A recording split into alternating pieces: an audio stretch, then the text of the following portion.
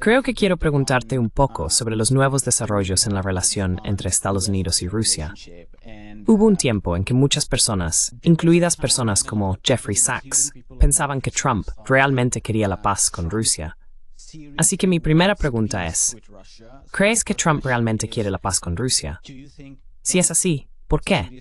Porque mucha gente dice que es para desvincular a Rusia de China y tal vez incluso de Irán. ¿Cuáles son tus pensamientos sobre eso?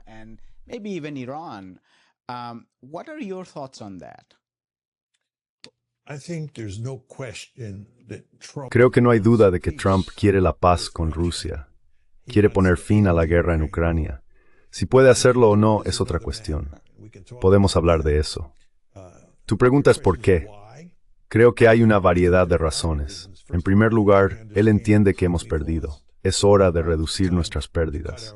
Además, entiende que desde el punto de vista de Ucrania, tendría sentido terminar esta guerra en lugar de continuarla, porque si continuamos la guerra, morirán ucranianos y perderán más territorio.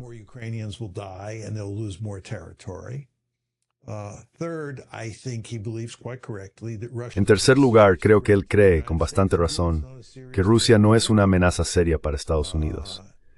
De hecho, no es una amenaza seria para Europa.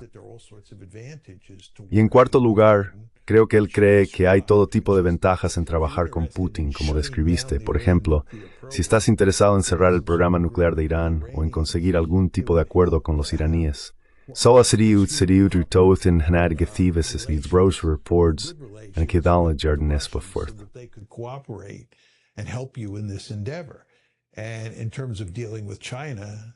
Y en cuanto a tratar con China, aunque probablemente no sea posible en este momento, dado el mal ambiente entre nosotros y los rusos que ha existido durante tanto tiempo, sería bueno intentar tener mejores relaciones con los rusos y alejarlos al menos un poco de China.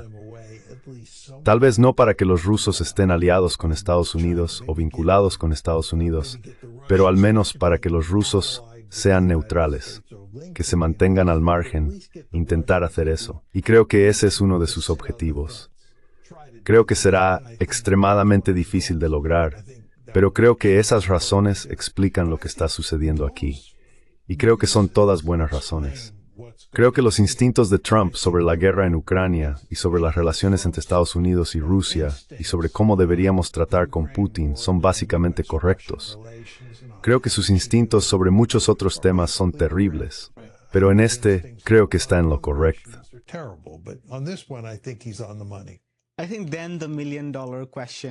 Creo que entonces la pregunta del millón es, ¿por qué está tan indefenso e incapaz de avanzar? Recuerdo que hace unas 2 semanas, cuando hablamos por última vez, le pregunté en ese momento, profesor Mearsheimer, ¿cree que el alto el fuego del 20 de abril puede funcionar? Porque parece que no está funcionando. Y su respuesta fue, ¿alguna vez hubo un alto el fuego?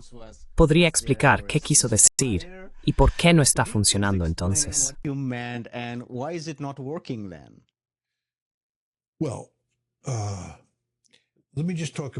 Bueno, permíteme hablar sobre por qué no ha podido acercarse a lograr un acuerdo y luego hablar sobre el alto el fuego. El problema que enfrenta Trump es que las demandas rusas son difíciles de aceptar. Los rusos insisten en que Ucrania no puede estar en la OTAN. Y de hecho, no puede haber una garantía de seguridad entre Occidente, especialmente Estados Unidos, y Ucrania, porque eso sería como una membresía de facto en la OTAN. Así que esa es la primera demanda rusa. La segunda demanda rusa es que Ucrania tiene que ceder al menos los 4 oblasts que Rusia ha anexado y Crimea que Rusia ha anexado.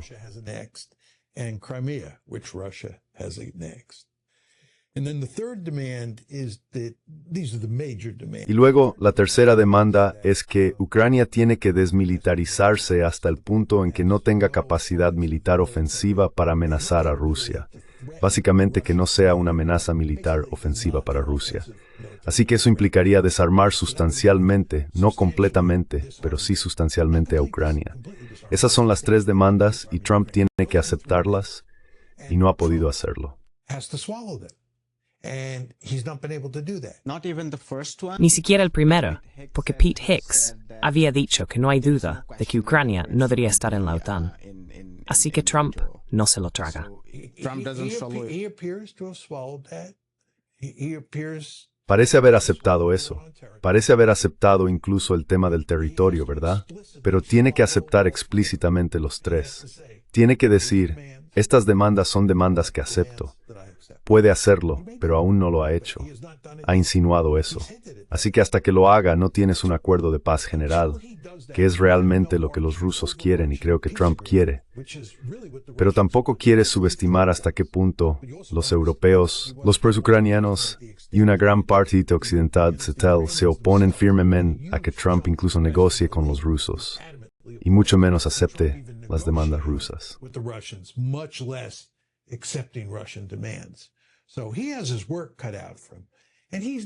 Así que tiene mucho trabajo por delante. Y no es exactamente un Maquiavelo, ¿verdad? Necesitas un Maquiavelo aquí para que esto funcione. Alguien que sea realmente astuto, realmente sofisticado, como Lyndon Johnson en su mejor momento. Y ese no es Donald Trump. Él es el anti-Maquiavelo. Así que ese es el acuerdo de paz general. Preguntas sobre el alto el fuego. Bueno, tuvieron estas negociaciones, ¿verdad?, para conseguir un alto el fuego. Lo que los estadounidenses y los ucranianos querían era un alto el fuego general.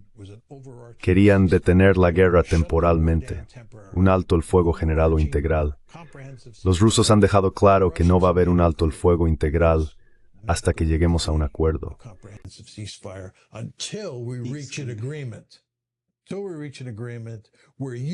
Hasta que lleguemos a un acuerdo donde aceptes nuestras tres demandas principales. ¿Por qué? Porque el ejército ruso está en movimiento. Están ganando. Sería una locura que aceptaran un alto el fuego. Permitir que los ucranianos reconstituyan sus fuerzas, se rearme, no tiene sentido. Así que no hay un alto el fuego integral. Los rusos y los estadounidenses, trabajando junto con los ucranianos, elaboraron lo que parecían ser dos acuerdos de alto el fuego, uno relacionado con el Mar Negro y el otro con ataques a la infraestructura energética en ambos países. El relacionado con el Mar Negro nunca se ha formalizado, por lo que simplemente no hay acuerdo allí, no hay alto el fuego allí.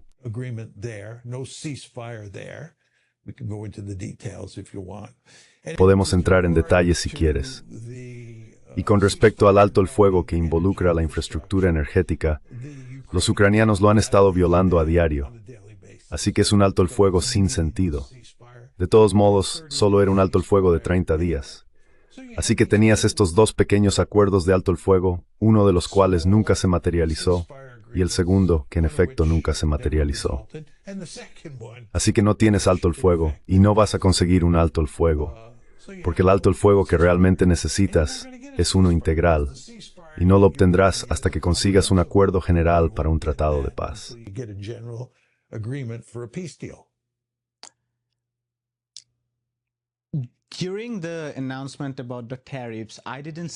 Durante el anuncio sobre los aranceles, no vi que se mencionara a Rusia. Y por favor, corrígeme si me equivoco.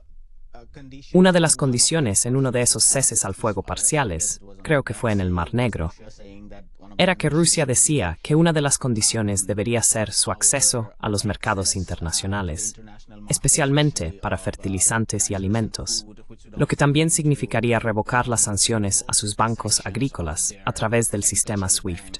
¿Crees que Trump podría estar dispuesto a retirar todas estas sanciones?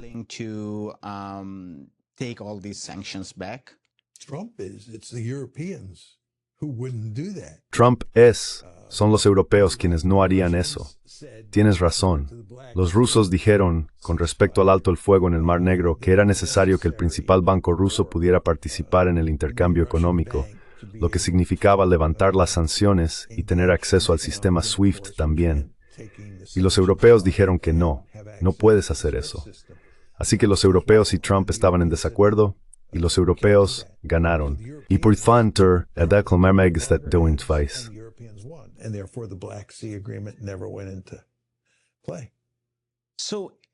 Entonces, ¿sería justo decir que Europa es ahora uno de los mayores impedimentos para las conversaciones de normalización?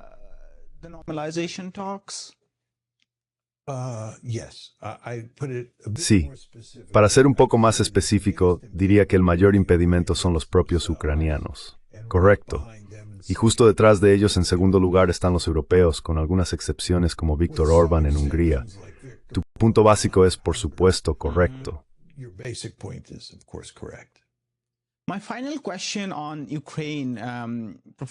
Mi última pregunta sobre Ucrania, profesor Merschmer. Supongo que ya ha hablado de ello, pero creo que es importante. Y si puede tomar un sorbo de agua mientras hablo. Usted mencionó la revolución de color anteriormente en esta conversación. ¿Puede hablar un poco sobre cómo ve el impacto de, o digamos, cómo definiría, el nacionalismo ucraniano occidental? ¿Y tiene alguna legitimidad, ya sea estratégica, moral o política, en el esquema más amplio de las cosas que estamos discutiendo?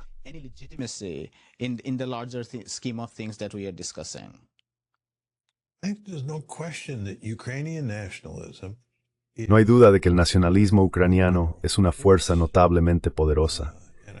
Y creo que una de las principales razones por las que los ucranianos han continuado luchando contra la maquinaria de guerra rusa, a pesar de sufrir enormes bajas, es por el nacionalismo. Su compromiso con el país, con la patria, su compromiso con la lucha, es realmente impresionante.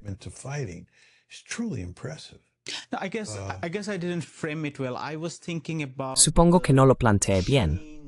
Estaba pensando en el cambio en la naturaleza del nacionalismo ucraniano desde 2004, luego nuevamente en 2010 y por supuesto de manera muy masiva desde 2014, ese tipo de cambio hacia la extrema derecha. Quiero decir, por supuesto, había un nacionalismo ucraniano que no era necesariamente tan hostil. Quiero decir, había una parte de eso que, por supuesto, era not meant to hostil hacia Rusia al principio.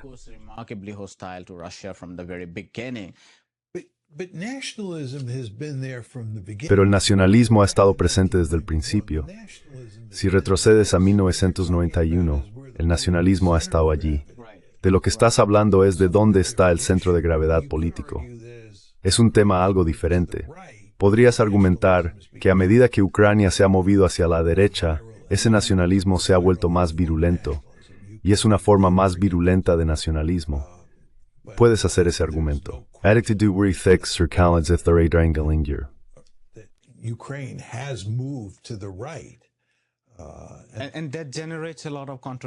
Y eso genera mucha contradicción en el este.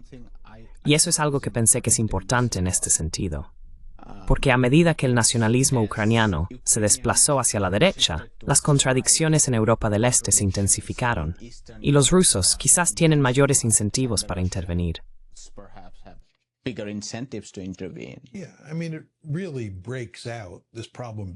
Sí. Quiero decir, realmente estalla. Este problema estalla a la luz, supurando bajo la superficie, sin duda, pero estalla a la luz en 2014. En febrero de 2014 tienes la revolución de Maidan, y Viktor Yanukovych, quien es el líder de Ucrania, es efectivamente derrocado. Él es prorruso y termina yendo a Rusia.